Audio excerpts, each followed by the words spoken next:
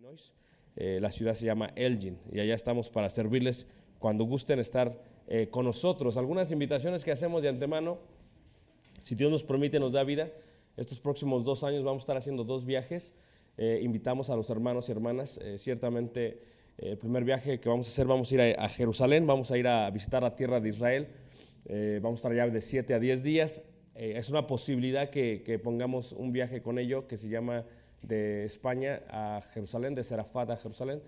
Entonces, si alguien quiere ir con nosotros, me deja saber, me manda un correo electrónico a mi correo electrónico o me manda un mensaje por Face en el inbox y yo se los regreso con la información total del viaje.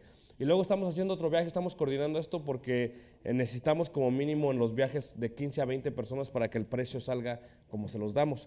Entonces el segundo viaje que queremos hacer, que ya tenemos tiempo queriéndolo hacer, es el viaje del apóstol Pablo, en donde visitamos 4 o 5 países.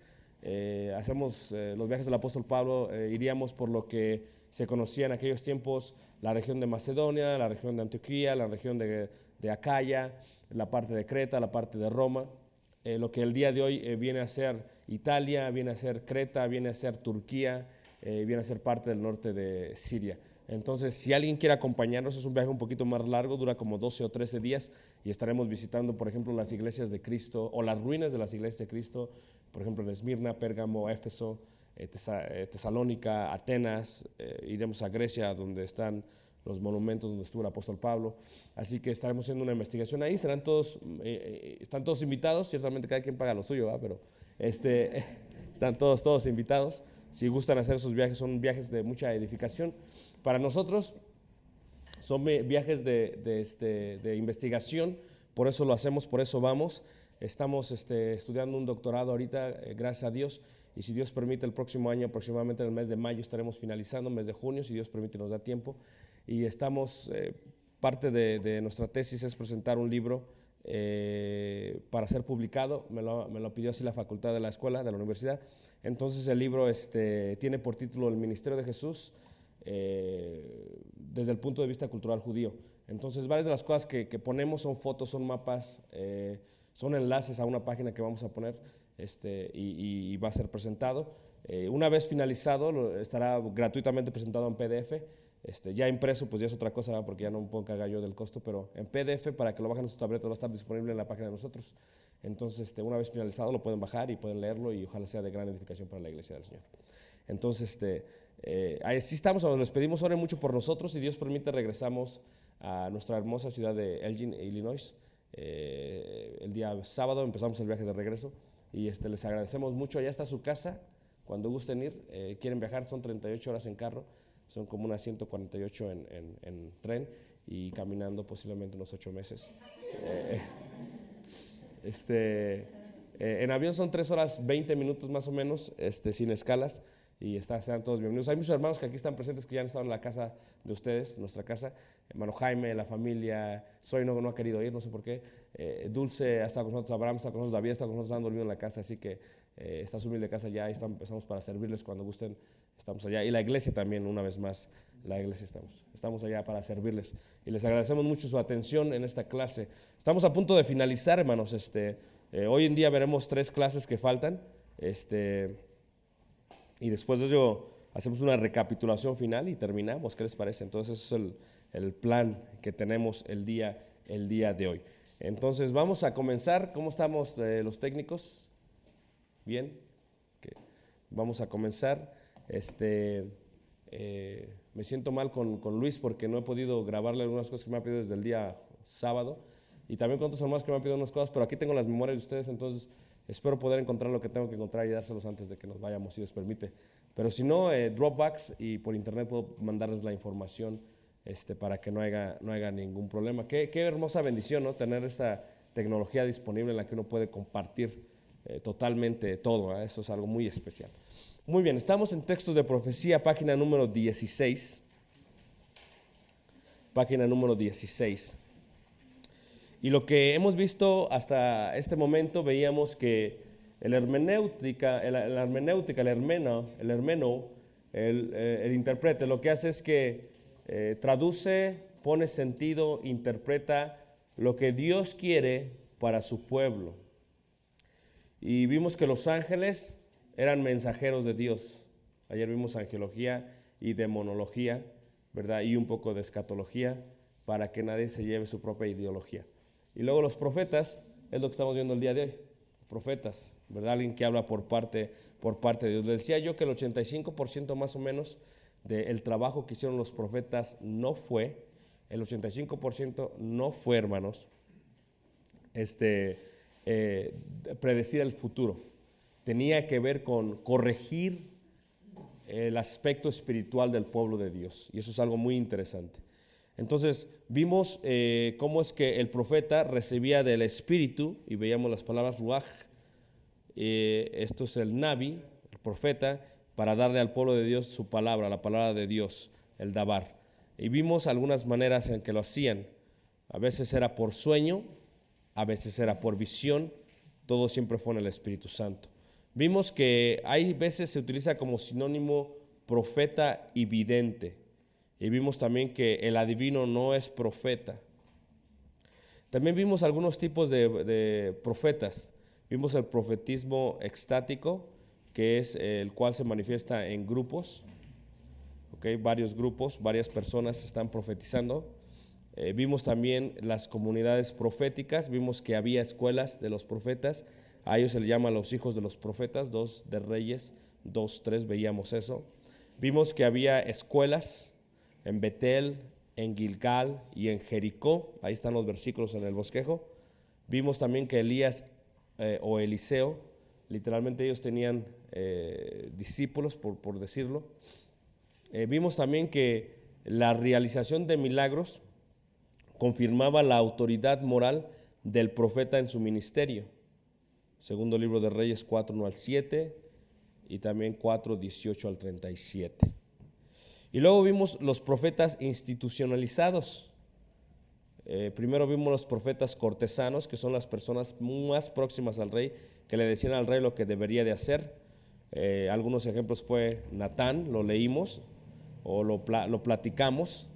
Natán, que le dice al rey David lo que había hecho mal. Y Jehú, los 400 profetas que fueron realmente de alguna u otra manera se les preguntó a ellos qué tenían que hacer si iban a ganar la guerra o no. Vimos los profetas cúlticos. Los profetas cúlticos eran aquellos que se dedicaban al santuario, oficiales del santuario, funcionarios religiosos. Algunos ejemplos que vimos fue Jaasiel, que era descendiente de la tribu de Leví. Vimos en los días de Samuel también ello. Y bueno, no vimos, pero ahí está la referencia también en los días de Eliseo, segundo libro de Reyes, capítulo 4, versículo 22. Ahora, llegamos a los profetas clásicos, el profetismo clásico. El profetismo clásico lo que nos enseña es que este es el tipo de profeta que más abundaba y es el profeta clásico, por ende, esto así es como eran los profetas y tenían varias características, los profetas clásicos. Una característica es que no estaban asociados con grupos, estos eran profetas clásicos. Otra característica era que el llamamiento era directo de parte de Dios. Dios les hablaba directamente, los llamaba directamente. Tenemos, por ejemplo, Jeremías, es un profeta clásico, Ezequiel, otro profeta clásico, Habacuc, Malaquías, son profetas clásicos, aún Juan el Bautista es un profeta clásico. Vemos también que ellos tenían mucha vocación. Algo interesante de los profetas clásicos es que tenían una gran vocación. Ayer relataba yo la historia personal y les decía que la vocación es muy importante para lo que uno va a hacer. El cristiano debe de tener vocación, pero el predicador, si no tiene vocación, no puede, hermanos, funcionar como un buen predicador. La vocación es de suma importancia, porque muchos de los que son maestros o predicadores, ustedes saben que no estamos haciendo esto por dinero. Saben que si uno se quiere ser rico, estamos en el lugar equivocado. ¿Todos me entienden lo que estoy diciendo? O sea, porque realmente en la predicación uno nunca se va a hacer rico. Tiene que haber una vocación muy genuina. También ustedes saben que hay veces, dependiendo la enseñanza que se le da a la congregación, a veces la congregación no tiende a ser muy agradecida con la obra que uno hace. Esto es, llegamos a ser no como el ajonjolí, o sea, no le caemos bien a todo el mole. Entonces, por lo tanto, eso a veces resulta contraproducente para nosotros. Y es difícil. También la vocación es importante porque hay veces ayudamos mucho a la gente y no recibimos nada de ellos. Entonces, si uno no está enfocado en lo que está haciendo, la vocación nos enseña algo muy importante. Y lo que nos enseña es que Dios no es injusto para olvidar la obra que hacemos a los santos por amor a su nombre. Entonces, yo sé que Dios me va a recompensar. Y entonces sé también que Dios va a recompensar a los predicadores de Dios. Lo mismo los profetas. O sea, si no hay vocación, te sales. Es triste que en las escuelas de predicadores, por ejemplo, podemos ver varias estadísticas, pero casi el 80% de los graduados de las escuelas de predicadores no hacen labor, no fungen, no llevan a cabo su encomendado. Y es triste que sea solamente el 20%, 15%. Muchos de ellos caen en pecado, muchos de ellos no siguen adelante, muchos de ellos se cansan, muchos de ellos mejor se ponen a trabajar, y eso tiene que ver con vocación. La vocación es algo muy importante para poder ser un siervo de Dios. En el caso de los profetas, ellos tenían una excelente vocación, eran profetas que habían sido llamados. También no podemos ser egoístas o no podemos enfocarnos en el egocentrismo. Los profetas, algo muy interesante es que los profetas no podían ser egoístas. Nosotros no podemos ser egoístas. No podemos enfocarnos en nosotros mismos, sino que tenemos que enfocarnos en el pueblo de Dios. Por ejemplo, Jonás fue un poco egoísta. Dios le dijo, vas a ir a Nínive, pero él no quería ir a Nínive. Entonces fue egoísta y se fue al lado contrario. Algo que aprendemos de Jonás es que cuando Dios dice algo, hay veces va a preparar un pez muy grande y nos va a llevar a la bahía que no queremos ir. Cuando uno va conociendo a Dios después de años de servirle, te das cuenta de eso. Cuando Dios dice algo, ¿lo vas a hacer por la buena o lo vas a hacer por la mala? Y es mejor por la buena, hermanos, en el caso de Dios. Entonces, no podemos estar enfocados en nosotros, tenemos que estar enfocados en los demás. Y quiero decirles que algo que es muy importante es que tiene que haber un nivel de prioridades. Primero es Dios, después nosotros, aunque soy un poco egoísta, después la familia, después la iglesia y después el prójimo. Es el orden que lleva. ¿Por qué digo primero Dios? Porque Dios tiene que tener el primer lugar en todas las cosas. ¿Por qué después nosotros? Porque nosotros tenemos que enfocarnos en nosotros. Cuídate a ti mismo, dice el apóstol. Porque si no nos cuidamos a nosotros mismos, ¿cómo podemos cuidar a nuestra familia? Entonces, yo le digo a las hermanas, por ejemplo, si ustedes no se cuidan a sí mismos y se enferman, ¿cómo van a cuidar a sus hijos? ¿Cómo van a sujetarse a su marido? Entonces, ¿por qué nos tenemos que cuidar a nosotros mismos? Porque si no, no podemos funcionar para aquellos que amamos. ¿Entonces me están entendiendo? Entonces tenemos que cuidar a nosotros mismos. Entonces los profetas, algo interesante es que ellos estaban en enfoque en todos los demás. Había una total consagración a Dios, estaban totalmente consagrados a Dios. Eso es algo muy interesante. Esto es, se consagraban de lleno a Dios. La vida que ellos tenían era para Dios. Desde la noche hasta el próximo día en la mañana y desde la mañana hasta la noche, todo estaba enfocado en Dios. Así eran los profetas. Toda una vida de completa dedicación. Esto es algo muy interesante. Toda una vida de completa dedicación. ¿Nunca han visto que un hijo estudie una carrera y luego la deja? ¿Sí? Y se desesperan ustedes, ¿verdad? Pues es que no te podemos estar dando a ver cuándo se te ocurre. Querías ser primero dentista y luego ya no quieres. Luego abogado y ya no quieres. Y luego chofer y ya no quieres. Pues ¿qué quieres ser? ¿Me entiendes? Entonces, la idea tiene que ver con que el profeta, una vez que así había sido llamado, era consagrado de por vida. Y muchos de ellos quisieron, de alguna u otra manera, no llevar a cabo su obra. Y tuvieron muchas excusas. Por ejemplo, uno de ellos fue aquel hombre que dijo, ¿qué les voy a decir porque yo soy niño? Fíjense la excusa. Yo soy niño, dijo Jeremías. Entonces, ¿qué puedo hacer si soy niño? ¿Cómo les voy a hablar si soy niño? Y dice Jehová, no, todo lo que yo te dijere, eso vas a irles a decir. Entonces eso es interesante porque nosotros podemos poner excusas. Hubo otro que quiso seguir al Señor Jesús y dijo, deja primero, voy y me despido de los de mi casa. Dijo otro, deja primero, voy y entierro a mi padre que ha muerto. Y es interesante que dice Jesús, no, deja que los muertos entierren a sus muertos y ven y sígueme. El llamado era total, entonces tenía que haber una consagración muy grande a Dios. Los profetas clásicos tenían una consagración muy directa a Dios, muy especial con Dios. Eran hombres que se dedicaban totalmente a Dios. No solamente eso, una vez cumplida su labor, dejaban de estar en primera fila. Veamos, por ejemplo, a Juan el Bautista, algo muy interesante.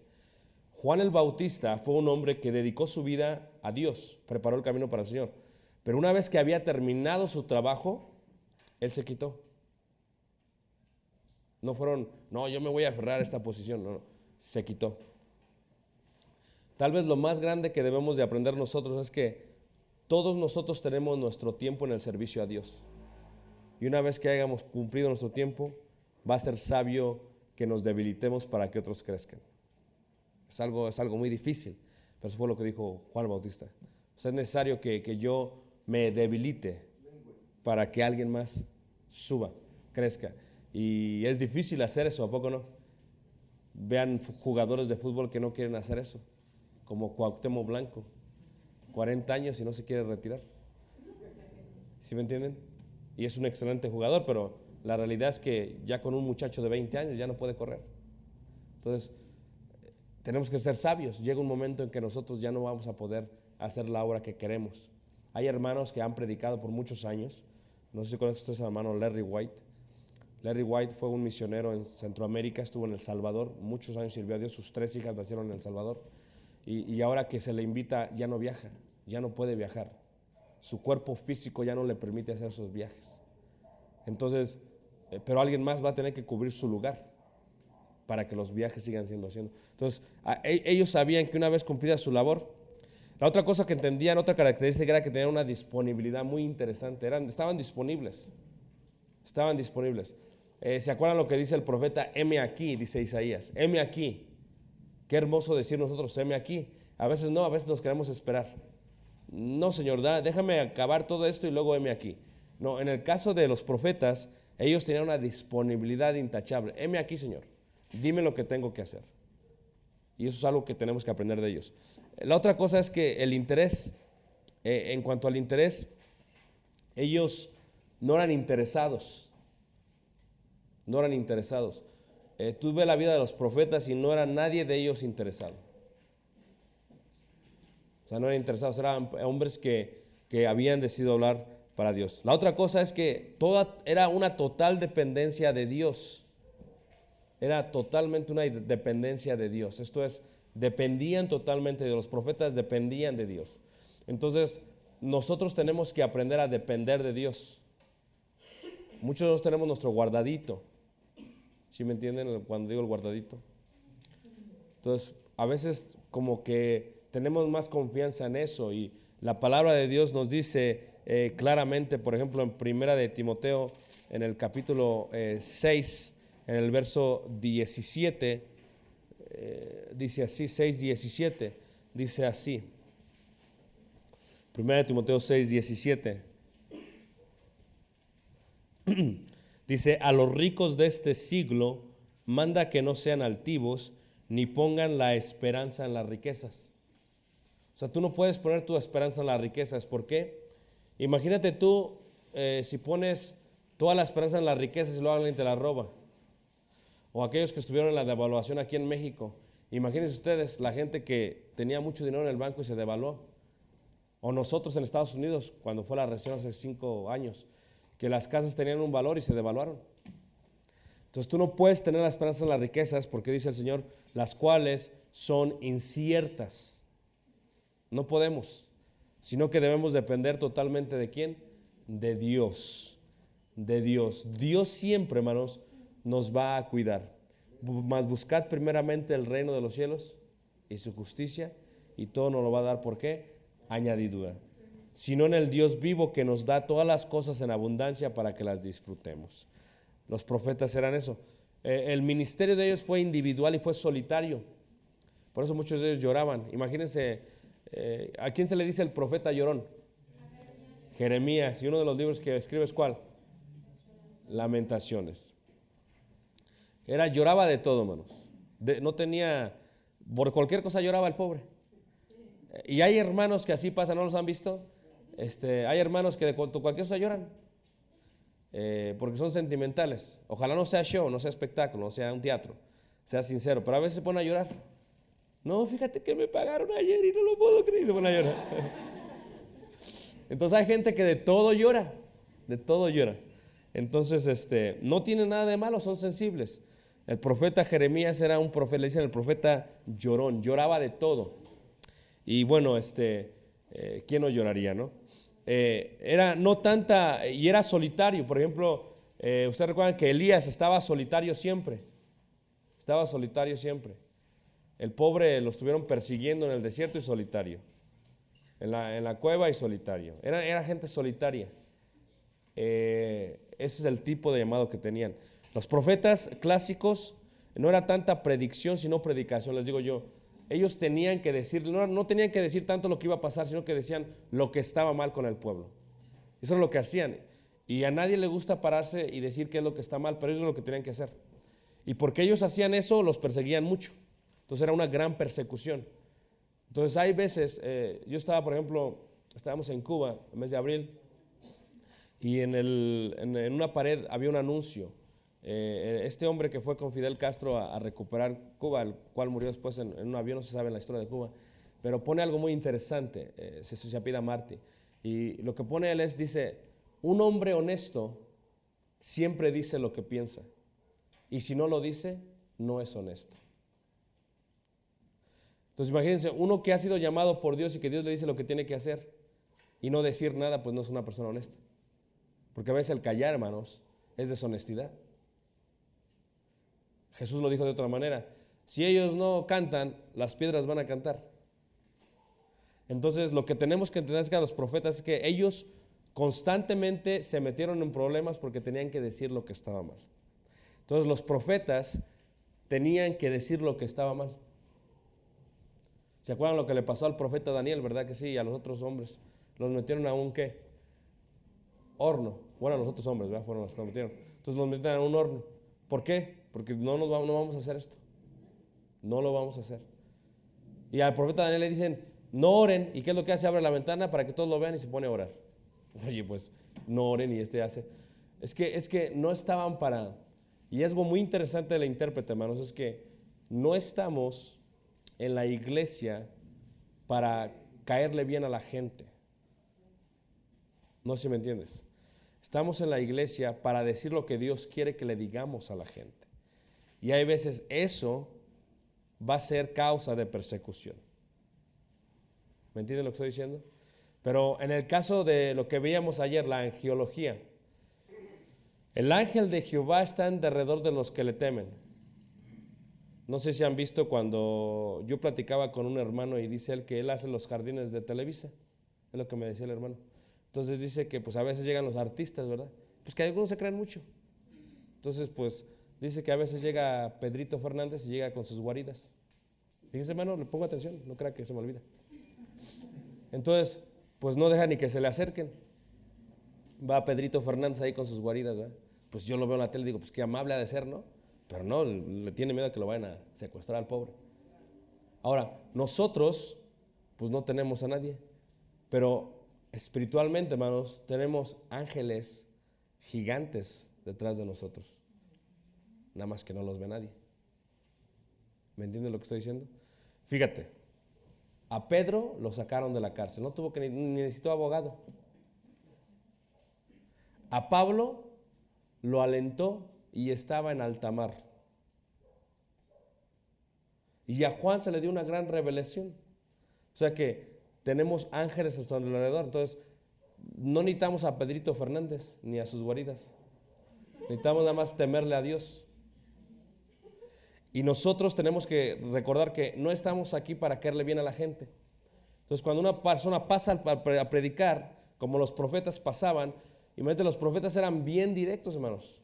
Bien directos. Eran tan directos que la gente se enojaba con ellos. los querían matar. Entonces, yo tengo un dicho, le digo a los hermanos, a veces no son indirectas del predicador, sino que son directas del Creador. No sé si me está entendiendo. Entonces, a veces piensan que uno está dando indirectas, como mi concuño, el cual cuando nos visitaba la iglesia, siempre le decía a mi cuñada, que es hermana en Cristo, le decía, ¿verdad que ya le contaste los problemas que tuvimos? Porque toda la predicación habló de mí, el hermano. Y no, hermanos, a veces uno no sabe ni lo que está pasando, predica y simplemente tiende a caer donde tiene que caer. Entonces no es que uno está investigando la vida, le digo, yo no estoy investigando la vida de los hermanos y ok, basado en eso voy a preparar mi sermón. No, la realidad es que Dios conoce nuestras vidas, yo conozco tus obras, dice Apocalipsis. Entonces, ¿qué es lo que hace? Toma a alguien y les dice lo que tienen que escuchar. Y a veces les duele, a veces hasta no quieren saludar a uno, pero esa era la vida de los profetas, era solitaria y constantemente estaban rigiendo. Entonces, el profeta, ¿verdad? Dios hablaba siempre a través de ellos, no tanto el futuro, sino más bien el conocimiento y la rectitud moral. Lo que estaban mal les decía, lo que estaba mal les decía el profeta, esto están haciendo mal, esto están haciendo mal. Me encanta Juan el Bautista, porque Juan el Bautista está en la cárcel y se le acerca el rey, no sé si ustedes recuerdan, la mujer aquella empieza a bailar en el día de su cumpleaños. Entonces, pídeme lo que quieras, dice aquel hombre, y pues quiero la cabeza de Juan el Bautista. Le recomienda la mamá. Por eso las suegras, hermanos, a veces, cuidado, Cuidado con las suegras.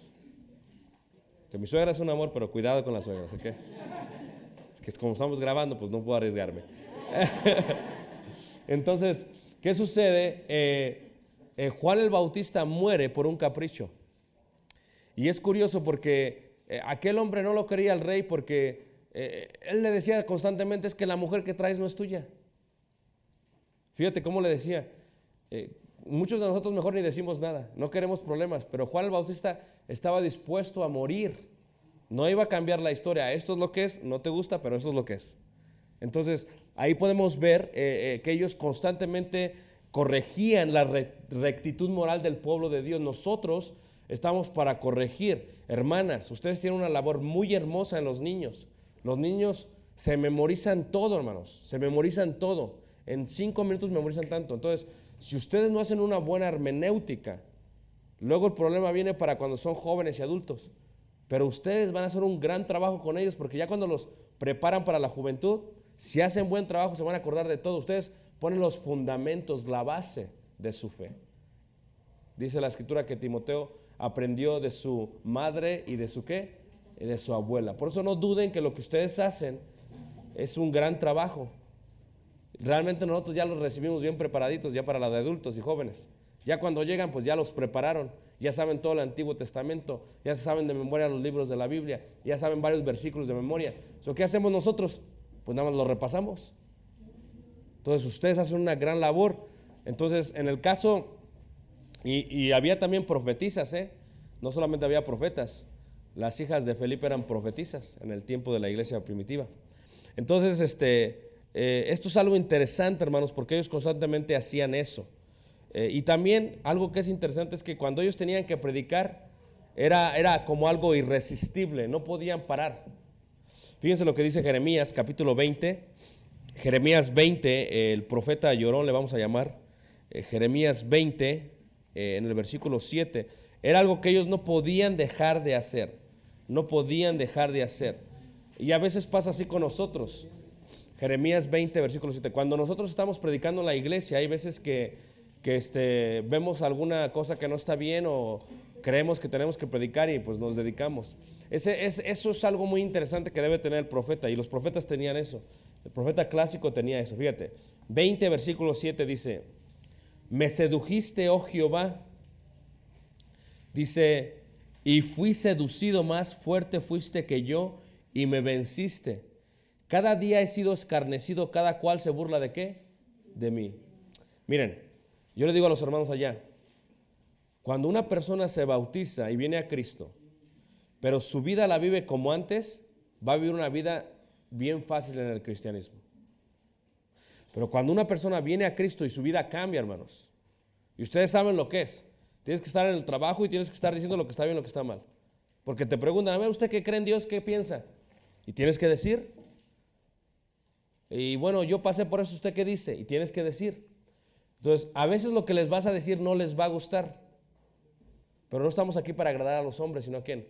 A Dios. Entonces, la gente se va a burlar de ti. Se va a burlar de ti porque hablas diferente. Se va a burlar de ti porque vistes diferente. Se va a burlar de ti porque piensas diferente. Se va a burlar de ti porque analizas diferente. Se van a burlar de ti. Si se burlan de ti, es buena señal. Es muy buena señal. No sé si me entiendes. Como dice aquel hombre, el amor duele. Y si duele, es buena señal. Entonces, así debe de ser. Así es el cristianismo. Jeremías dice, porque cuántas veces habló, doy voces, grito, violencia y destrucción, porque la palabra de Jehová me ha sido para afrenta y escarnio, ¿qué? Cada día. Esto es algo que pasa a casi todos los predicadores, hermanos. Miren, hay muchos miembros de la iglesia aquí. Estimulen a sus predicadores. Nosotros, fíjate, le digo a los hermanos, nosotros no podemos estar enojados a veces. Como estamos en el espíritu, en la casa, tenemos que venir a predicar. Como dice, a veces nos tenemos que tragar nuestros enojos. Porque imagínense, si yo me parara enojado aquí siempre y les hablase siempre enojado, está siempre anda enojado, pues ya me voy. Entonces, ¿qué sucede con el profeta Jeremías? Dice, porque la palabra de Jehová me ha sido para afrenta y escarnio cada día. A veces pasa así. A veces, todos los días que predicamos es lo mismo. Es bien difícil, hermanos, cuando uno está predicando, se prepara para predicar, y de pronto una persona está sentada y está, ¿verdad? Y luego son como 8. Y tú le haces. Jeremías sabía que era muy difícil, pero también sabía, dice el versículo 9, y dije, no me acordaré más de él ni hablaré más en su nombre. No obstante, había en mi corazón como un fuego ardiente metido en mis huesos. Traté de sufrirlo y no qué, y no pude. Porque oí la murmuración de muchos, temor de todas partes, denunciémosle. Todos mis amigos miraban si claudicaría. Quizás se engañara, decían, y prevaleceremos contra él y tomaremos de él vuestra ¿qué? Venganza. O sea, uno, hermanos, en su vida como predicador, o los profetas en la vida de ellos, sufre mucho. Miren, les voy a dar un ejemplo. En psicología, los psicólogos tienen que tener un psicólogo que los atienda. Está raro, ¿eh? Pero, o sea, conocí a un hermano que era psicólogo y él me contaba que si tú vas a poner tu práctica, tu consultorio, como regla, tienes que tener un psicólogo que te ayude, que siempre te esté escuchando. O sea, en pocas palabras, viene 8 pacientes. Sí, ya son clientes, ¿verdad? Estoy pensando como negocio, perdón. Vienen 8 pacientes. Y entonces, ellos llegan y te dan todos sus problemas. Entonces, lo que me dice el hermano es que hay algo interesante en la psicología, que el inconsciente, sin que tú te des cuenta, se los lleva a todos. Los guarda, exactamente. Entonces, imagínate, el hermano puso su consultorio, pero no siguió el consejo de sus maestros, los magistrados que le dijeron, tienes que tú también ir a ver a otro psicólogo. Esto es, tú ves 8 pacientes, perdón, ves 8 pacientes y a la semana tú vas a ir a ver a un psicólogo y tú le vas a también a dar todo. Él no lo hizo, hermanos. Entonces, ¿qué pasó? Dice él, yo no sabía esto, pero inconscientemente llevaba todos los problemas. Y dice, y me enfermé. ¿Cómo se puede enfermar alguien, hermanos? Dice que se enfermó. Entonces, en la iglesia, el predicador, hermanos, miren, nosotros servimos una iglesia donde hay 115 miembros. Y qué bueno que uno los hubiera criado a todos. Porque pues más fácil, ¿va? Pero ya todos vienen bien criados.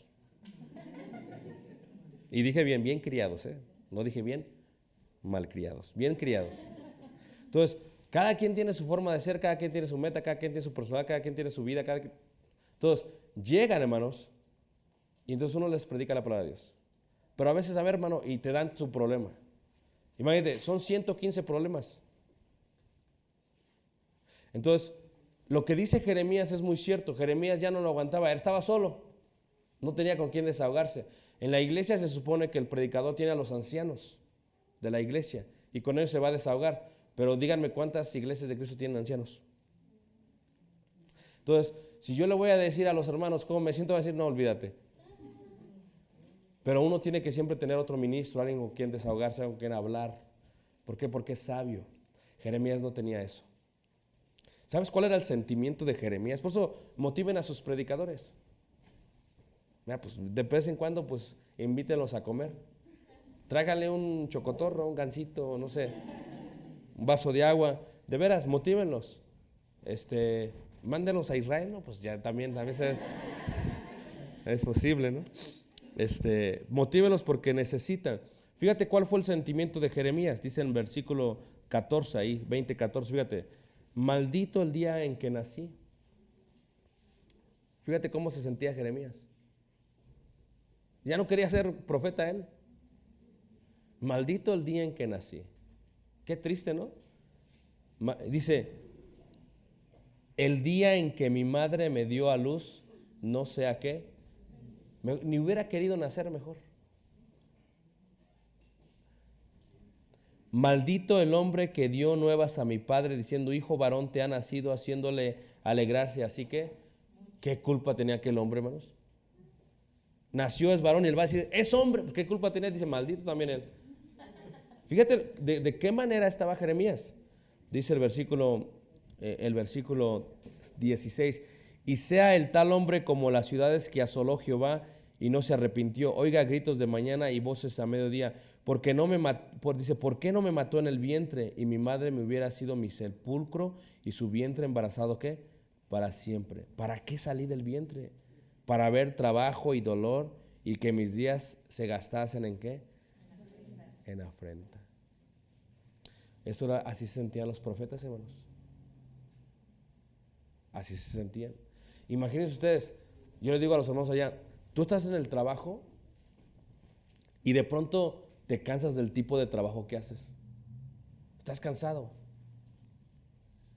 Y ya te cansas, o sea, tienes 20 años trabajando en lo mismo, en la línea, y haciendo lo mismo, viendo la cara de toda la gente igual, viendo el mismo techo, viendo el mismo piso, viendo la misma gente, cansado igual, pareces robot, te levantas a esta hora y te duermes a esta hora, te levantas, siempre lo mismo. ¿Y sabes qué puedes hacer?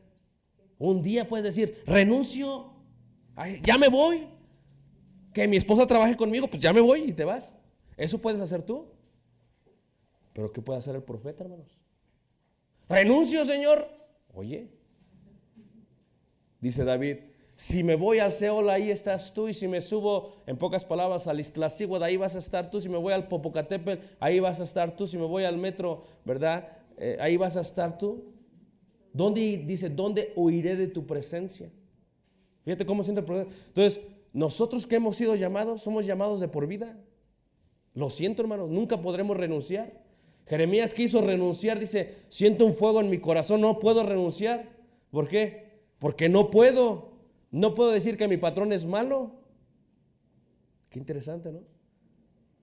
Por eso cuando alguien se va a dedicar al ministerio, a la predicación, les decimos siempre, piénsalo bien. No, es que sí, que piénsalo bien. Es más, vete de vacaciones y luego regresas y nos dices otra vez. Piénsalo bien. Porque es cierto, hermanos, es difícil. Y el profeta dice, mejor no hubiera nacido, mejor me hubiera muerto en el vientre de mi madre, fíjate.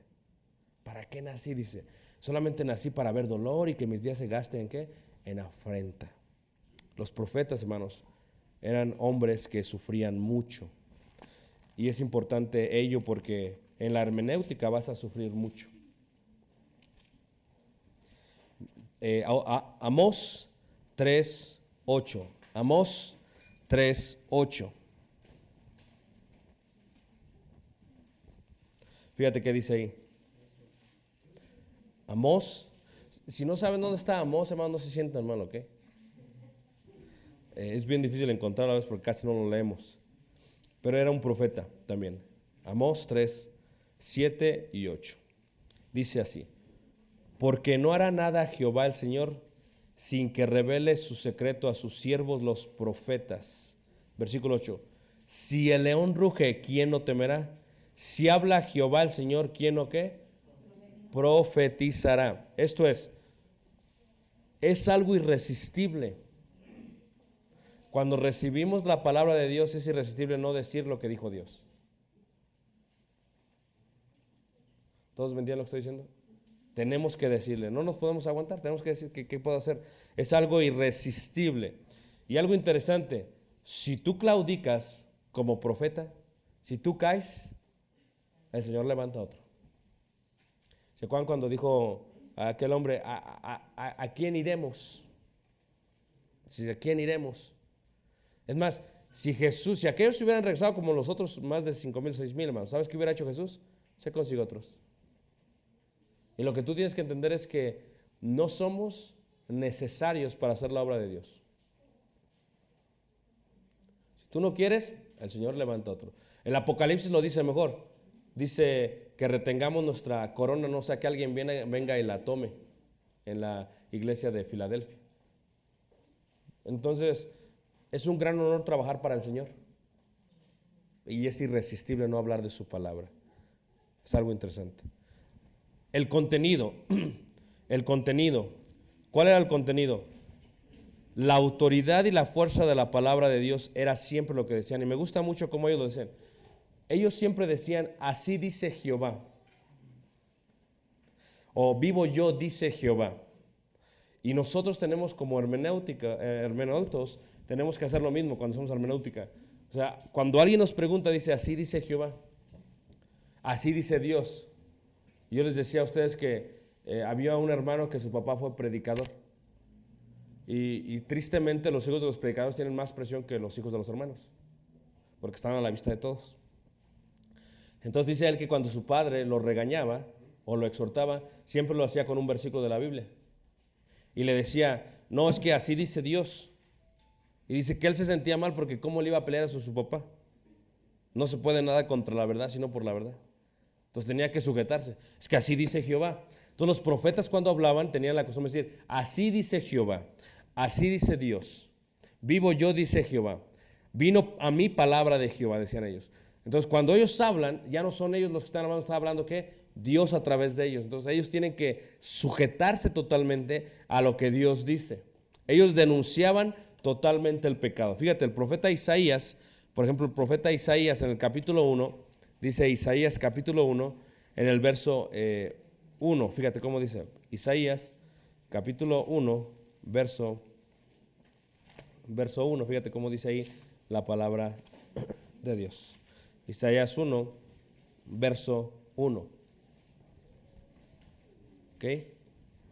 Visión de Isaías, hijo de Amós, el cual vio acerca de Judá y Jerusalén en días de Usías, Jotam, Acaz y Ezequías, reyes de Judá.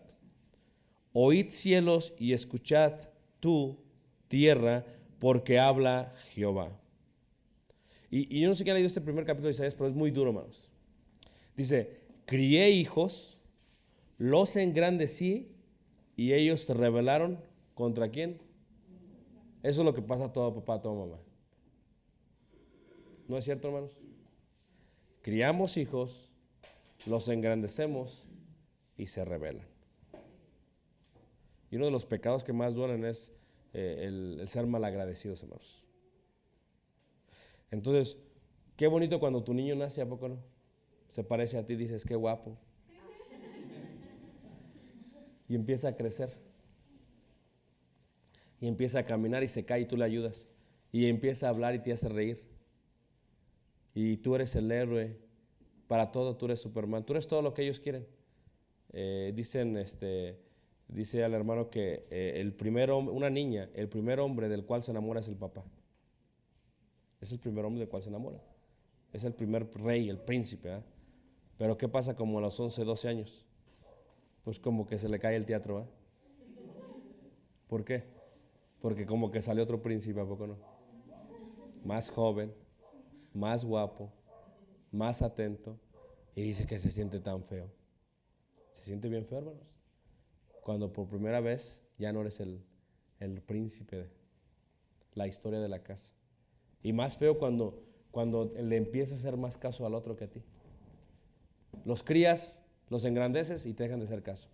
Viene un amigo de la secundaria y en 2 o 3 horas te lo cambian, cuando dejas de ser influencia para ellos. Eso pasó con Dios. Dice, yo crié, los engrandecí y ellos se rebelaron contra qué. Y luego fíjate, utiliza algo muy interesante, metáforas. El buey conoce a su dueño y el asno el pesebre de su señor, pero Israel no entiende, mi pueblo no tiene qué. Oh gente pecadora, pueblo cargado de maldad, generación de malignos, hijos depravados, dejaron a Jehová, provocaron la ira al santo Israel, se volvieron ¿qué? Atrás. En otra parte dice que la maldad es desde la punta de los pies hasta la coronilla de la cabeza. Versículo 6.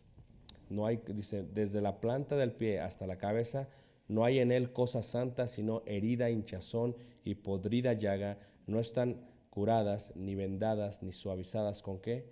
Con aceite. Entonces, ellos siempre denunciaron el pecado. Y cuando uno denuncia el pecado, a veces lo que pasa es que el pueblo de Dios miró al profeta y se enojaba con el profeta. Pero dice un dicho en inglés, no mates al mensajero. Se enojan con el mensajero, no con el que mandó el mensaje. No sé si me están entendiendo.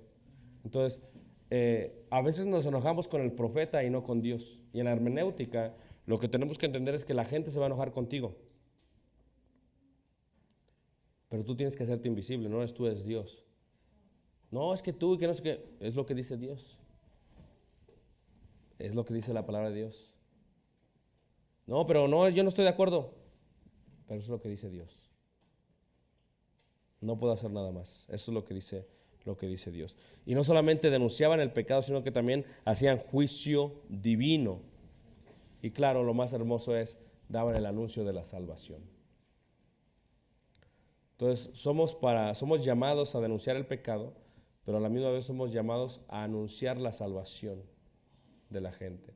Y déjame decirte que cuando uno anuncia las buenas nuevas, dice, cuál hermosos son los pies de los que anuncian las buenas nuevas.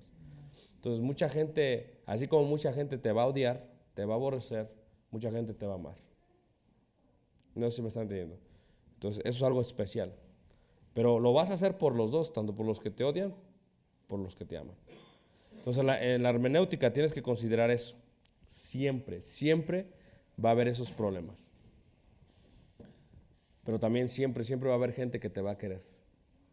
Va a haber gente que te va a amar. En el caso de Elías, Jezabel lo quería matar, pero la viuda, la cual era la viuda era una gentil, porque era de Sarepta de Sidón, a pesar de que la querían matar, ella sí le dio de comer. Y le dio todo lo que tenía. Dice Jesús que no seremos profetas en nuestra propia ¿qué? Tierra. Y eso pasa muchas veces, ¿a poco no? No podemos convertir a nadie de la familia, pero salimos y convertimos un montón. ¿Cómo está eso? Es que no podemos ser profetas. Imagínate, yo soy el menor de los hermanos. Tú tal vez eres el más pequeño y le vas a predicar al mayor. Cállate. Si yo te calenté las tortillas. ¿Es la verdad? ¿No lo creen? Tu papá no, te has muerto para mí, hijo mío. Pero uno tiene que ser persistente, persistente. Y cuando menos lo ves, hermanos, el Señor los empieza a añadir a la iglesia. En el caso mío nada más queda mi hermano el mayor. Todos los demás son cristianos. Pero tú tienes que persistir, persistir. Yo tuve mi hermano, yo llegaba con mi Biblia, yo siempre iba con mi Biblia, llegaba con mi Biblia, ¿verdad? Y pues ya que llegaba siempre él veía, ay, llegó otra vez. ¿Entiendes? Así era mi hermano. Yo llegaba con mi Biblia. Entonces una vez, sentado en su casa, así sentado, me invitó a comer. Y dice, mira, ya me tienes harto, dice. No quiero que me hables más de eso, dice. No vamos a hablar más de eso. Dije, bueno, pues hay que respetar también, ¿no? Tampoco es a la fuerza. Los zapatos de la fuerza entran. Está bien. Entonces pasaron los días, las semanas, y no le volví a hablar más. Pasó el primer mes, y el segundo, y el tercero, y el cuarto, y el quinto. En el sexto mes, hermanos, estaba preparando una clase. El próximo día teníamos convivio en la casa y se me ocurrió hablarle por teléfono. En la noche eran como las 9. ¿Cómo estás? Pues bien, ¿y tú? Pues también bien. Mira, quería invitarte mañana a la iglesia. Vamos a tener un convivio, una comida y va a haber una predicación. Pues te invito, ¿qué te parece? Y pues yo dije, no, ahorita me va a dar en la torre, ¿verdad? Pero pues ya es por teléfono.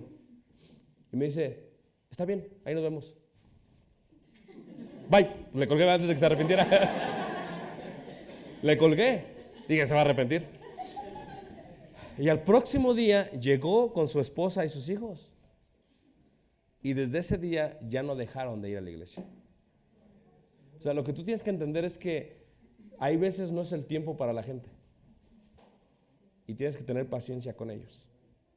Todo tiene su tiempo. Entonces, en el caso de mi hermano, tenía su tiempo, ¿me entiendes? Había el otro hermano que vivía en Texas, vivíamos en Illinois, y resulta que me dice, ¿sabes qué? Dice, como él se sentía, como yo y mi otro hermano ya éramos cristianos, pues él se sentía como siempre como aislado, ¿no? Nosotros siempre juntos y él como... Entonces, nosotros lo invitábamos y no quería. Pues resulta que hay veces como que quería, pero pues como nosotros estábamos siempre juntos, ya no, pero ahora yo voy a ir donde yo quiero ir. Y empezó a ir con los mormones. Empezó a ir, no sé qué. Y bueno, pues me empezó a debatir desde allá por teléfono. No, a ver si tú sabes mucho. Dice, yo creo en el bautismo de los muertos, me decía. Decía, muy bien, digo, a ver, explícamelo. Ya me lo explicaba. No, es que uno se puede bautizar por tu abuelito que murió y su bisabuelo que murió. No sé si ustedes saben de la doctrina de los mormones. ¿No saben? Ok. Los mormones creen que ellos se pueden bautizar por la gente que murió sin Cristo, pero solamente lo pueden hacer en el tabernáculo en Salt Lake City, en Utah. Entonces esa es su creencia de ellos. Entonces se basan en 1 Corintios 15 del 34 al 40. Entonces estamos platicando, entonces le dije, digo, entonces vamos a hacer una clase, ¿qué te parece? Y empezamos a estudiar. Ya le expliqué todo, le di todo. Le dije ahí que eso no era lo que estaba diciendo Pablo, le expliqué bien. Y sí lo entendió bien, pero siguió yendo con ellos. Le dije, mira, te propongo, vamos a estudiar todos los jueves. Y empezamos a estudiar por teléfono, por teléfono, por teléfono. Todos los jueves, una hora. No, pues no, que empezó a agarrar sabor, dejó de ir con ellos, empezó a ir a la iglesia de Cristo. Seguimos trabajando con ellos. Nada más que mi hermano tenía un detalle. El detalle es que estaba en unión libre con mi cuñada. ¿Sí me entienden lo que es unión libre, va? Y tenían ya 2 hijos. Y pues bien contento él, ¿va? Pues sin compromiso, pero ahí. Entonces, no estaban casados legalmente. Entonces estábamos estudiando y mi esposa pues que le dice, no, mira, pero está muy bien, tú ya sabes mucho, ya te enseñamos mucho la Biblia. Tú sabes que tú te tienes que casar. Y pues si no te casas, pues ni te vamos a visitar. Le metió presión a mi esposa. Que cómo puede ser, le digo, pues es que ya sabes lo que tienes que hacer. Pues no creen, prepararon su boda. Y allá el ministro, a diferencia de aquí, es que nosotros somos jueces. Entonces nosotros podemos llevar a cabo la ceremonia legal, el matrimonio civil. Todo se hace, creo que aquí vas primero al civil y luego hay una exhortación de la palabra de Dios. Allá hacemos todo en un día. Podemos hacer eso nosotros. Entonces dice, bueno, vamos a hacer, y nosotros participamos de la ceremonia y dice, como primer fruto de arrepentimiento, salieron de la boda, hermanos, y los fuimos a bautizar. ¿Sí te fijas? Dice, yo sé que, pues es que ya ando con ella, ya vivimos juntos, tenemos hijos, sí, pero hay que casarse bien. Hay que hacer las cosas bien. O te gustaría, porque tenía una niña, te gustaría que de pronto tu hija Leslie viniera uno y dijera, pues ya me la voy a llevar. ¿Qué dirías? No, pues ¿cómo se la va a llevar? Pues es lo que estás haciendo tú. Y tú ya te la llevaste. Ya hasta la embarazaste 2 veces. No se puede. Entonces, piensen ustedes, hermanos, cómo somos nosotros. Cuando hablamos de nuestros hijos, queremos todo bien derechito, ¿a poco no? Que nos la pidan bien, que se casen bien. ¿Ya? Y cuando hablamos de nosotros, no, ahí que es diferente. Ahí no, hay que hacer las cosas bien. Y entonces, lo que estoy diciendo con esto es que cuando uno le predica a alguien, hermanos, tal vez no seas profeta en tu propia tierra, pero tienes que ser constante. Tienes que ser constante. Entonces, debes de hacer eso por el bien de los que amas. Y el Señor los va a llamar eventualmente. Ora por ellos, predícales a ellos, ora por ellos, predícales. Lo que hicimos nosotros en la iglesia es que cada quien hizo una lista de 10 nombres. ¿Ok? Entonces, esos 10 nombres iban a orar por ellos siempre. Y les iban a amar. Aunque no quisieran cristianos, les vas a amar. Necesitan ayuda, los vas a amar. Los vas a amar. Y eventualmente ellos empezaron a ser los frutos de los hermanos. Porque la gente, más que predicación, quiere amor, hermanos. La gente quiere apoyo. Eso como que lo entienden mejor que la predicación. Ya después te dicen, ¿por qué eres así? Bueno, es que a mí el Señor me cambió. Pues yo también quiero cambiar como tú. Pues vamos. No es que vas y no te doy de comer. No, oye. ¿Quieres ir? Vamos. ¿No quieres ir? No vamos. Tú decide.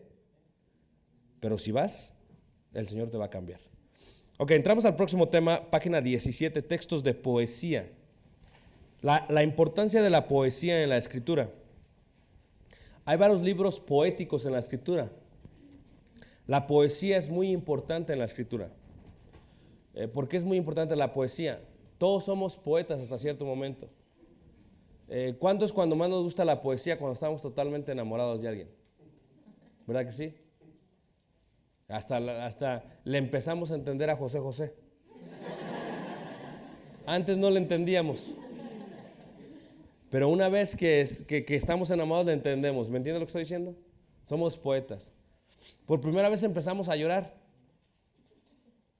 Estamos ahí en el cuarto y me dejó. Empezamos a llorar. O sea, empezamos a entender poesía. Cuando no sentimos eso, no lo entendemos. Hay varios libros poéticos. Está el libro de Salmos, y Salmos son cantos realmente, pero es poético.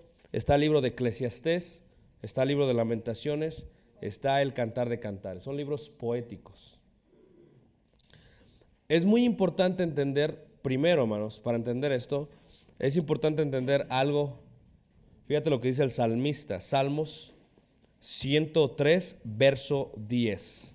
Salmos 103, verso 10. Es muy importante entender en cuanto a la poesía, hermanos. Lo que es importante entender es que la poesía, Salmos 103, verso 10. Que la poesía hebrea es muy diferente a la de nosotros, a la poesía hispana. La poesía hebrea es muy distinta a nuestra poesía. ¿Alguien aquí ha estudiado poesía en la escuela? ¿Literatura en español? ¿No, ya no dan eso en el tercer grado de secundaria? ¿Sí lo dan? ¿Y no pusieron atención o qué? ¿Alguien ha estudiado poesía?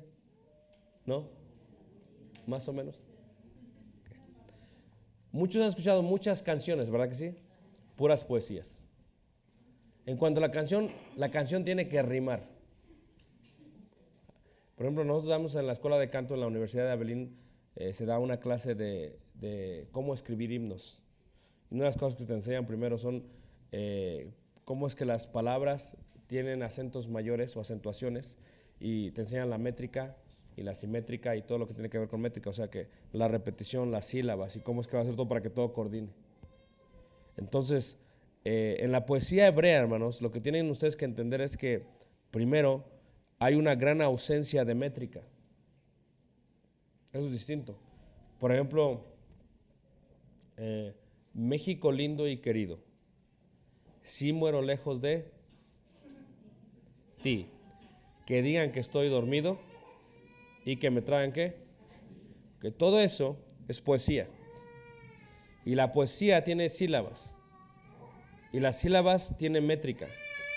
A veces la métrica son 2, a veces son 3, a veces son 4. Pero tienen que rimar. Son México lindo y querido, si me lo lejos de ti. Querido, que digan que estoy dormido, ido. Y que me traigan a ti. Aquí y a ti. ¿Morí? Me quedé ahí, ok. Entonces, la poesía hebrea es ausencia de métrica, es ausencia de rima. No rima y no hay métrica. Por eso, y imagínense ustedes, yo les decía a ustedes que para traducir una palabra hebrea, se utilizan 8 palabras, de 8 a 12 en español. Imagínate, para una de 8 a 12 en español. Por eso el Antiguo Testamento es bien grande, pero no es grande así con ellos, está chiquito. Pero como la tienen que traducir toda, pues es difícil. Ahora imagínate traducir poesía.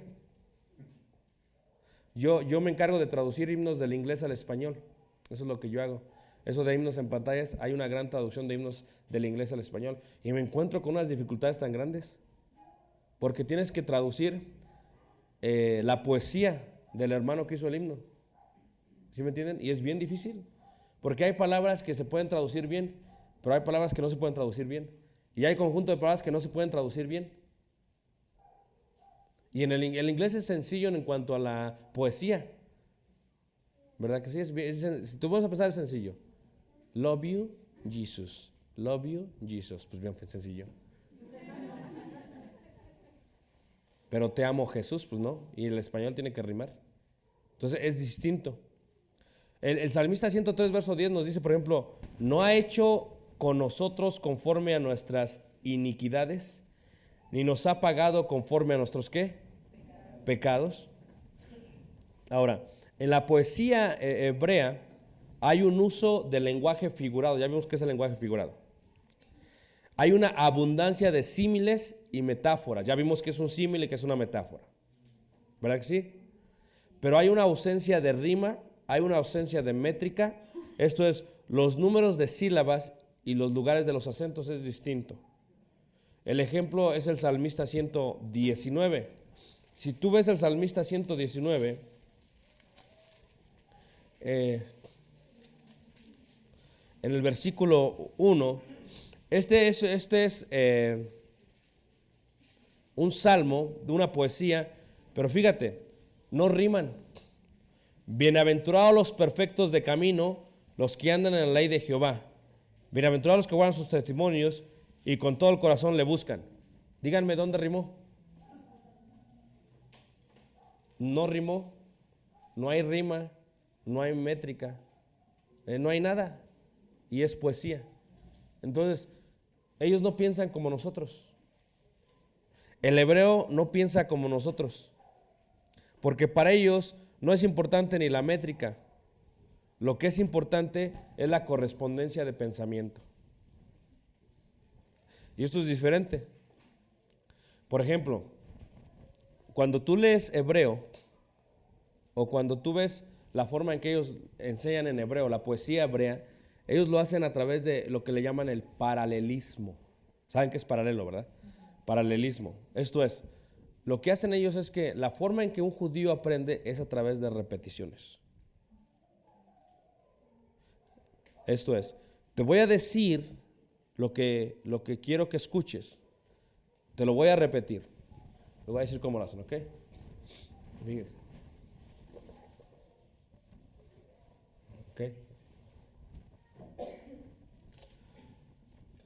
¿Están listos? Nosotros tendríamos que decir 1 más 2. 1, 2, 3, 4. 1, 2, 3, 4, 5, 6, 7, 8, 9, 10. Eso hace sentido para nosotros. ¿Sí me entiendes? Ellos lo hacen así. 1, 3.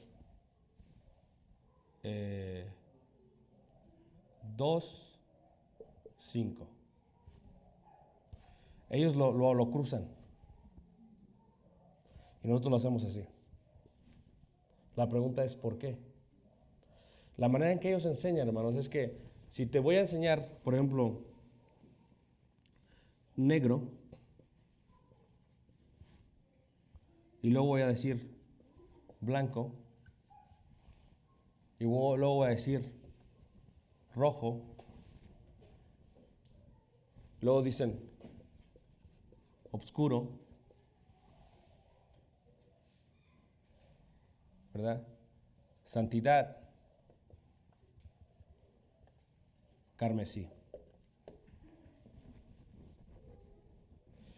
Esto con esto no tiene nada que ver. Ni esto con esto tiene nada que ver. Esto tiene que ver con esto tiene que ver con esto, y esto tiene que ver con esto.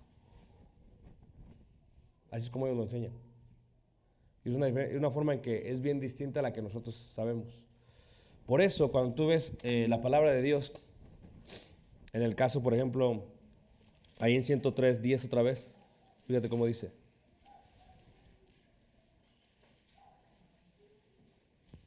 Dice, no ha hecho con nosotros conforme a nuestras iniquidades, ni nos ha pagado conforme a nuestros pecados. Está repitiendo solamente. Es una forma de paralelismo, eso es lo que se está haciendo. Es una forma de paralelismo. Esto es, lo que hacen ellos es que te dicen, y esto es lo que hace Apocalipsis. Si ustedes ven Apocalipsis, por ejemplo, ¿quién ha leído Apocalipsis? Okay. Les voy a decir cómo lo hace, ¿ok? Vean ustedes, ¿ok? ¿Están listos? Okay. Entonces, Apocalipsis lo que hace es esto. Dice, primera iglesia, ¿cuál es? Éfeso. Segunda iglesia, ¿cuál es? ¿No saben? Esmirna. Tercera iglesia, ¿cuál es? Pérgamo. Cuarta iglesia, ¿cuál es? Teatira. Quinta iglesia, ¿cuál es? Sardis. Sexta iglesia, ¿cuál es? Filadelfia. Séptima iglesia, ¿cuál es? La Odisea. Entonces, dice todas estas y después el pensamiento se va a repetir, pero lo va a hacer a través de sellos. Primer sello, segundo sello, tercer sello, cuarto sello, quinto sello, sexto, séptimo. Y luego dice 7 trompetas. 1, 2, 3, 4, 5, 6, 7. Y luego dice 7 copas. 1, 2, 3, 4, 5, 6, 7. Todas estas concuerdan. Todas estas concuerdan. Todas estas concuerdan. Pero como lo estamos leyendo nosotros en este orden, como que no vemos cómo concuerdan. Pero si lo hacemos de esta manera, concuerdan. Un hermano lo explica mejor. El hermano dice, haz de cuenta que te vas a subir a una torre.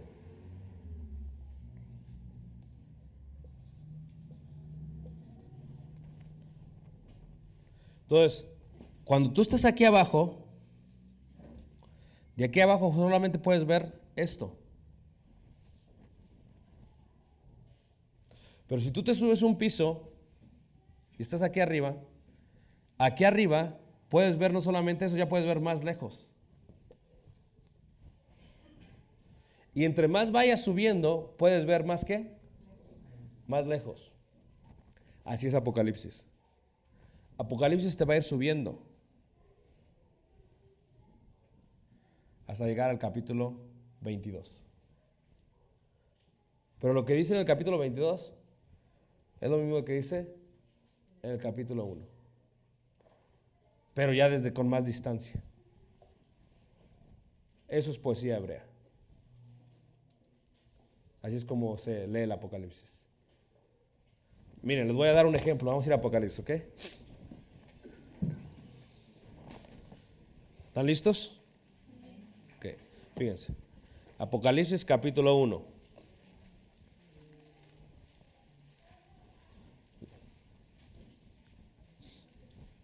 Apocalipsis 1.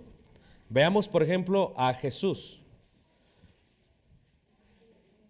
Versículo 4 y 5. Juan a las 7 iglesias que están en Asia, gracia y paz a vosotros, del que es y que era y que ha de venir, y de los 7 espíritus que están delante de su trono, y de Jesucristo, testigo que fiel, el primogénito de los muertos, el soberano de los reyes de la tierra, al que nos amó y nos lavó de nuestros pecados en su sangre. ¿De quién estás hablando? De Jesús. ¿Todos de acuerdo? Pero estamos hablando de Jesús, hermanos, de una manera muy sencilla. El primogénito de los muertos, el soberano de los reyes, el que nos amó. Adelantémonos un poquito. Versículo 12. Ahora se va a hablar otra vez de Jesús, pero de una manera más profunda. Y me volví para ver la voz que hablaba conmigo, y vuelto vi 7 candeleros. Allá vio 7 espíritus. Aquí ve 7 candeleros. Dice, y en medio de los 7 candeleros a uno semejante al Hijo del Hombre. Allá dice Jesús, el primogénito de los muertos. Aquí dice Jesús, o dice al Hijo del Hombre, que es Jesús. Pero dice, vestido de una ropa que llegaba hasta los pies, y ceñido por el pecho con un cinto de oro. Su cabeza y sus cabellos eran blancos como blanca lana, como nieve, sus ojos como llama de fuego. Dice, sus pies semejantes al bronce bruñido, refulgente como un horno, y su voz como estruendo de muchas aguas. Tenía en su diestra 7 estrellas, de su boca salían una espada aguda de 2 filos, y su rostro era como el sol cuando resplandece ¿en qué? En su fuerza. Seguimos hablando de quién? De Jesús, ¿verdad que sí? Capítulo 4, ¿ok?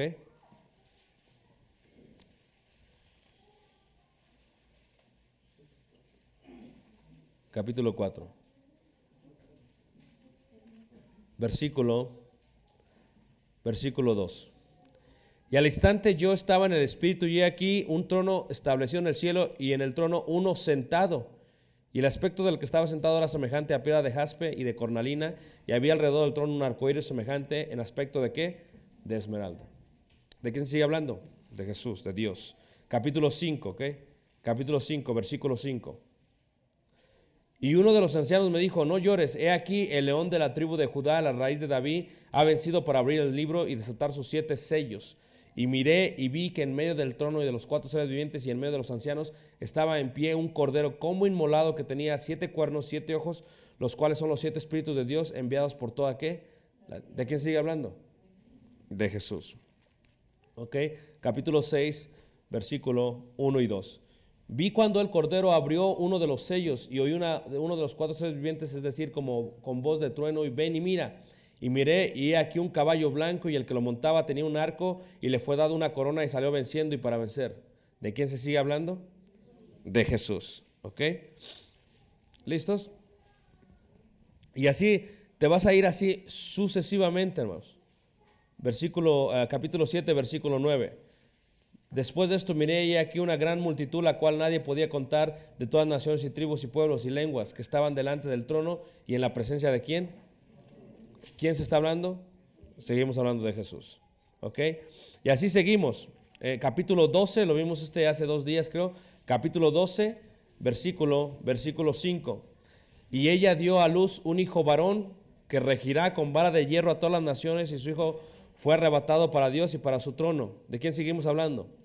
Jesús. O sea, seguimos hablando de ¿qué? De Jesús. Capítulo 13, versículo 8. Y la adoraron todos los moradores de la tierra, cuyos nombres no estaban escritos en el libro de la vida del Cordero que fue inmolado desde el principio del mundo. Capítulo 14, versículo 1. Después miré y aquí el Cordero estaba en pie sobre el monte de ¿qué? De Sión. ¿De quién sigue hablando? Y así sucesivamente, si tú lo sigues, capítulo 19, versículo 11, dice así: entonces vi el cielo abierto y aquí un caballo blanco, y el que le montaba se llamaba Fiel y Verdadero, y con justicia juzga y ¿qué? Y pelea. Sus ojos eran como llama de fuego, y había en su cabeza muchas diademas, y tenía un nombre escrito que ninguno conocía sino él mismo. Estaba vestido de una ropa teñida en sangre, y su nombre es el Verbo de ¿qué? ¿De quién se sigue hablando? Jesús. Capítulo 20, versículo 12.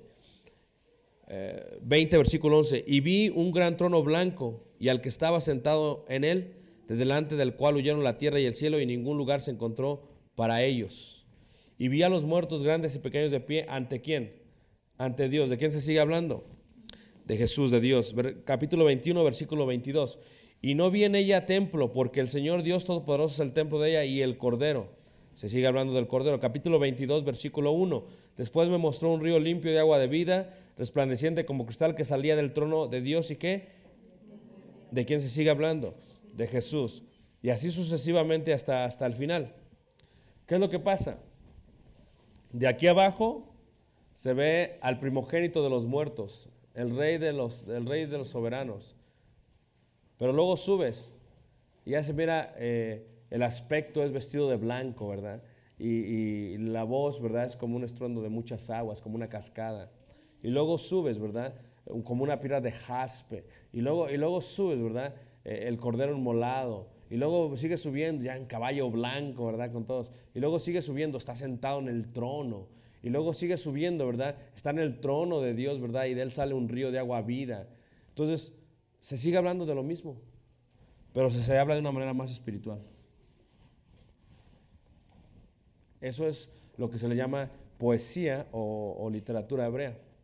Y es bien interesante, porque cuando tú lees libros hebreos, como que no hacen sentido. Por eso Pablo, hermanos, cuando habla, como que dices, ¿qué está haciendo Pablo? Ni se le entiende. ¿Nunca vieron cómo es que Pablo está hablando? Por ejemplo, en Corintios. Entonces habla Pablo y dice algo, y luego como que cambia dices, ¿qué pasó? Como que se le fue el avión a Pablo, ¿qué pasó? Empieza a hablar de otra cosa. Y de pronto vuelve a hablar de lo que estaba hablando. ¿Han visto eso? Eso es literatura hebrea. Lo que pasa es que Pablo habla de algo. Pablo te dice primero en Corintios, por ejemplo, Pablo te dice, por ejemplo, te habla división. Y luego te habla de otra cosa, ¿verdad? Edificación. Y luego te habla de idolatría, por ejemplo, de idolatría. Entonces, unidad. Te habla unidad, idolatría, división, edificación. Y luego de pronto como que, ¿por qué se regresó a unidad? En nuestra mente, nosotros es de esta manera. Si vas a hablar de unidad, acábame de hablar de unidad. Y luego si lo vas a cambiar, vamos a cambiar de tema. Eso es homilética de nosotros. ¿Me entiendes? Pero en el caso de los hebreos no piensan así. El hebreo te dice, te lo voy a explicar primero con manzanas. Hay 3 manzanas. Y también hay 3 peras. Y también hay 3 plátanos. Y también hay 3 uvas. ¿Qué es lo que te estoy tratando de explicar? Que hay 3. Es lo que estoy explicando. Y Pablo lo que hace es eso. Hablo de unidad. Hablo de esto. Hablo de esto. Hablo de esto. O me regreso. Y luego, ¿qué dice el apóstol Pedro? Como que se lo haga un poco con Pablo, ¿verdad? Si lo han leído en la segunda carta de Pedro, en el capítulo 3, el apóstol Pedro como que se molesta un poco con este Pablo. Segunda carta de Pedro, capítulo 3, versículo 15. Dice, y tened entendido que la paciencia de nuestro Señor es para salvación, como también nuestro amado hermano Pablo, según la sabiduría que le ha sido dada, os ha escrito. Casi en todas sus epístolas, hablando en ellas de estas cosas, entre las cuales hay algunas difíciles de ¿qué? Pues sí. Pedro tenía problemas entendiéndole a Pablo, ¿sabes por qué? Por el nivel de educación que tenían. Para que me entiendan, voy a hacer una hermenéutica, ¿ok? Pedro nada más había estudiado kinder y primer año de primaria. Pablo tenía un doctorado. Entonces, cuando Pedro, nunca han oído a alguien que habla que está preparado, dices, ¿quién sabe qué dijo? Dio muchas palabras, pero no le entendí.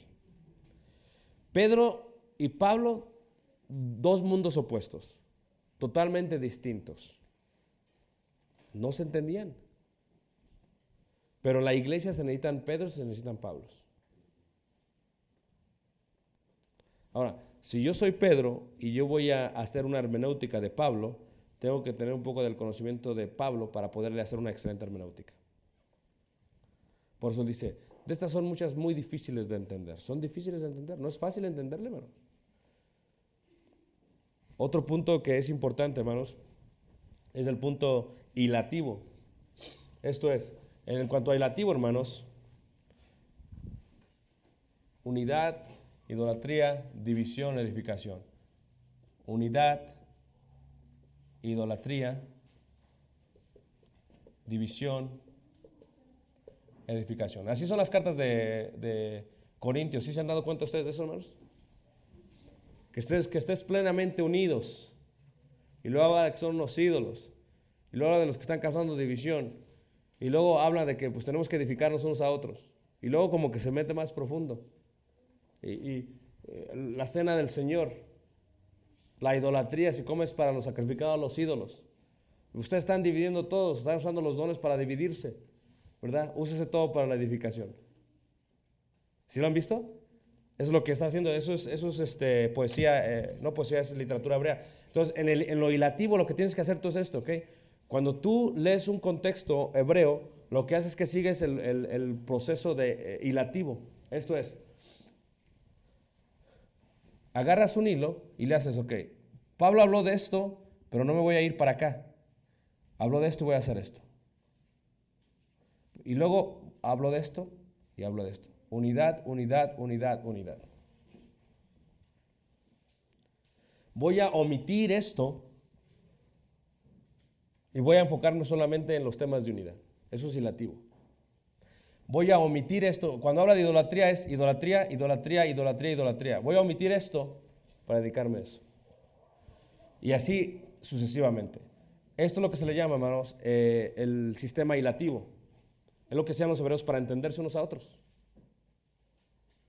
Por ejemplo, yo les podría decir, en cuanto a la carta de Corintios, vean lo siguiente. Primera carta de Corintios, capítulo 1, versículo 10. En la parte final del versículo 10.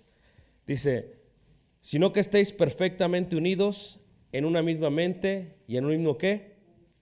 Parecer. ¿Y en un mismo qué? Parecer. Versículo 5. ¿Qué pues es, capítulo 3, versículo 5. ¿Qué pues es Pablo y qué es Apolo? Servidores por medio de los cuales habéis creído, y eso según lo que cada uno concedió al Señor. Yo planté, Apolo regó, pero el crecimiento lo da ¿quién? Dios. Versículo 17. Si alguno destruyera el templo de Dios, Dios le destruirá primero, porque el templo de Dios en el cual vosotros sois, ¿santo qué? Santo es. Vamos a adelantarnos, ¿ok? Capítulo 10, versículo 17. Siendo uno solo el pan, nosotros con ser muchos somos un cuerpo, pues todos participamos de aquel mismo ¿qué? Pan. Estoy hablando de unidad solamente, ¿ok? ¿Listos? Capítulo 12, versículo 12. Porque así como el cuerpo es uno y tiene muchos miembros, pero todos los miembros del cuerpo, siendo muchos, son un solo cuerpo, así también Cristo. Porque por un solo espíritu fuimos todos bautizados en un ¿qué? Cuerpo. ¿Qué es lo que están haciendo, hermanos? Pablo lo que está haciendo es unidad, unidad, unidad, unidad. Pero no lo hace como lo haríamos nosotros, porque la literatura hebrea lo que hace es que se nos hace ver como que lo revuelven, pero no es así. Lo que están haciendo ellos es que dicen algo y luego dicen otra cosa y luego dicen otra cosa distinta y luego dicen lo que dijeron primero y luego dicen lo que dijeron segundo y luego dicen lo que dijeron tercero. Y lo que están haciendo es que están repitiendo, hermanos. Y a través de esta repetición la gente está aprendiendo. Y se repite, y se repite. Y cuando tú lees los proverbios, por ejemplo, los proverbios son así. Nunca han empezado como que, esto ya lo dijiste acá. ¿Por qué lo estás repitiendo? Porque es poesía hebrea. Eso simplemente está repitiendo, la manera en que ellos aprendían. Es unidad, unidad, unidad, unidad, unidad. Idolatría, idolatría, idolatría, idolatría, idolatría.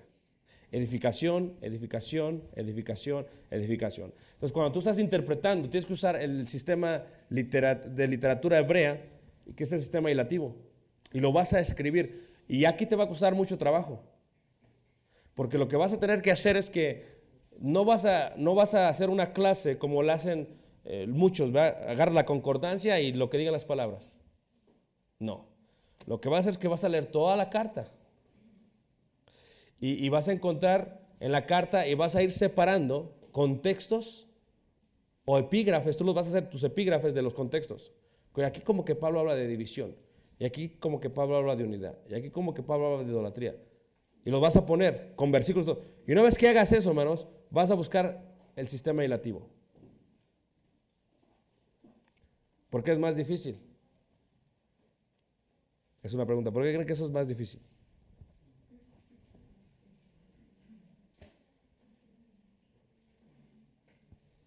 ¿Por qué eso es más difícil, hermanos? Sí, pero ¿por qué es más difícil? Porque es más trabajo. Y somos muy flojos. Es que es más tiempo, hermanos. Y no somos gente floja. Somos gente que no queremos trabajar.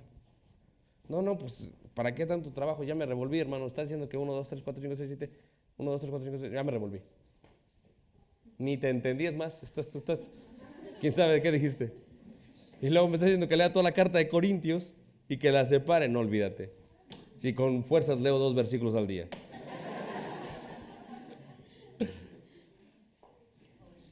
Porque lo que hacemos es que leemos la Biblia y la separamos. Y lo que estamos haciendo es eso. Eso es literatura hebrea. ¿Ok? Literatura hebrea. Parte de esto, hermanos, son los orígenes de la literatura hebrea. ¿Ok? Hay otros temas como el tema introvertido. También lo hacen así. Introvertido quiere decir que, como que lo que yo le decía, 4 versos y se ponen como en cruz. Es introvertido. Vamos a ver un ejemplo en el Salmo 30, versículo 8. Salmo 30, versículo 8 al 10. Fíjate cómo dice ahí, Salmo 30, verso 8 al 10. Salmo 30, verso 8 al 10. Esto es introvertido, ¿ok? Es literatura o poesía hebrea introvertida. Fíjate, 8 al 10. Dice: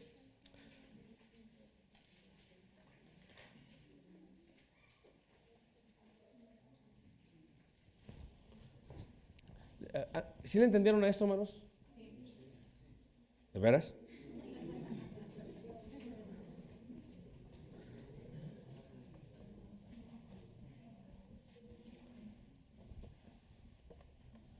Okay. Muy bien, vamos a ver el introvertido. 38 al 17. A ti, oh Jehová, clamaré y al Señor suplicaré. ¿Qué provecho hay en mi muerte cuando descienda a la sepultura? ¿Te alabará el polvo? ¿Anunciará tu verdad? Oye, oh Jehová, y ten misericordia de mí. Jehová, sé tú mi ayudador. Vean ustedes. Son 3 versículos. Del 8 al 10, ¿verdad? Versículo 8, versículo 9 y versículo 10.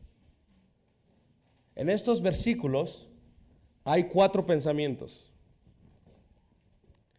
Primero, a ti, oh Jehová, clamaré y al Señor suplicaré. ¿Ok? A ti, oh Jehová, y lo que ya leímos, ¿ok? El próximo. ¿Qué provecho hay en mi muerte cuando descienda a la sepultura? Ese es el otro pensamiento. Este es el primer pensamiento, este es el segundo pensamiento. ¿Qué provecho, ayúdenme, hay en mi muerte? ¿Ok? Tercer pensamiento. Dice: ¿te alabará el polvo? ¿Anunciará tu verdad? ¿Te alabará el polvo? Último pensamiento. Versículo 10. Oye, oh Jehová, y ten misericordia.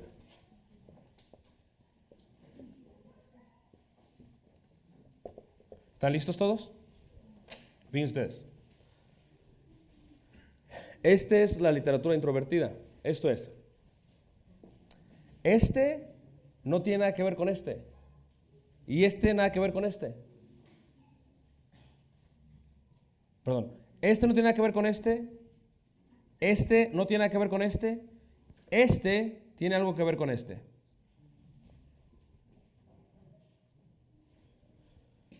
Y este tiene algo que ver con este. El primer pensamiento tiene algo que ver con el cuarto pensamiento. Y el segundo pensamiento tiene algo que ver con el tercer pensamiento. Es introvertido.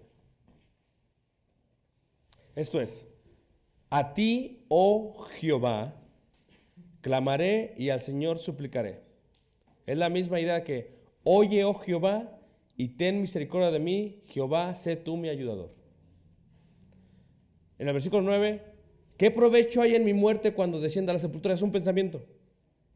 Te alabará el polvo, anunciará tu verdad. Es otro pensamiento. Ese versículo tiene que ver este con este y este con este. Pero este no tiene nada que ver con este. Entonces, a esto se le llama poesía hebrea introvertida.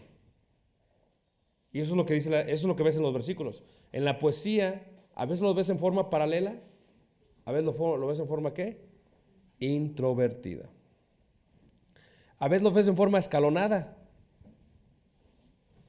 en escalón, como la pirámide, en escalón. A veces lo ves en forma emblemática. El primer pensamiento es forma figurada y el siguiente es forma literal. Por ejemplo, en el Salmos 42, versículo 1, fíjate, el primero, Salmos 42, versículo 1, el primero es forma figurada y el segundo es forma literal.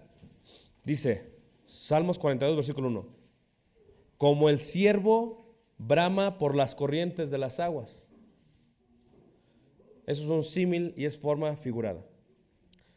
Así clama por ti, oh Dios, el alma que primero es pensamiento figurado, después es pensamiento literal. ¿Me están siguiendo? Eso es lo que hace. Otro ejemplo sería ahí el salmista 1.4, Salmos 1.4. Sí, igual, lo dice primero en forma figurada y luego lo dice en forma ¿qué? Literal. O viceversa, en el versículo 4 está en forma viceversa, dice, no así los malos, no así los malos, que son como el tamo que arrebata, ¿el qué? El viento. El primero fue forma literal y el segundo fue forma ¿qué? Figurada. Y esto es pensamiento hebreo emblemático. Todo el origen de este tipo de poesía hebrea vienen de David, vienen de Jeremías, vienen de los sacerdotes. Ahora, en esto podríamos durar mucho tiempo y muchos de ustedes se van a dormir. ¿Okay? Pero es muy interesante la poesía hebrea porque es forma de interpretar la escritura. Tú no puedes interpretar la escritura cuando tú cuando ves un versículo puedes decir, ok, este versículo es emblemático. ¿Por qué? Porque no todo es literal, no todo es figurado. Parte es figurado, parte es literal. Entonces, lo que deberíamos de hacer si estuviéramos en la escuela diríamos, ok, van a ir a su casa y van a buscarme 40 versículos emblemáticos, 40 versículos escalonados, 40 versículos introvertidos. Pues yo no les voy a hacer eso, porque pues ya no vengo mañana. Entonces, pero es lo que te hacen en la escuela. Y te hacen buscar y leer y leer y leer y leer. Y esa práctica te ayuda a ver las diferencias. Y eso es bueno. Y eso es lo que deberíamos de hacer. Pero pues no vamos a hacer eso. ¿Verdad? De por sí dicen los hermanos, ya me cansé y luego más me vas a hacer cansar en mi casa. Pero nosotros lo hacemos eso con la gente también en la casa. ¿Verdad? Mi vida. Eres como una yegua. Y después te di un poco de permiso y te fuiste. ¿Figurado y qué? Y literal. Nosotros usamos mucho también. Así que no digan que no lo usamos. Decimos, tú hablas puras tonterías, como cuando el perro ladra. Primero literal, luego figurado. Nosotros lo hacemos de veras. Tomas agua como camello. 5 litros te tomaste con Herbalife. Primero figurado y luego ¿qué? Literal. Después vemos la clasificación, los libros de los poetas, por ejemplo, vemos la clasificación. No vamos a ver eso porque el tiempo se nos acaba. Vemos el Salterio, vemos el Cantar de Cantares. Quiero acabar con la parábola, hermanos. Es la última parte que pensé que era la más importante. Parábolas. Pero voy a dar un descanso, ¿qué les parece? 15 minutos de descanso, ¿qué les parece? Dios les bendiga a todos. 15 minutos de descanso.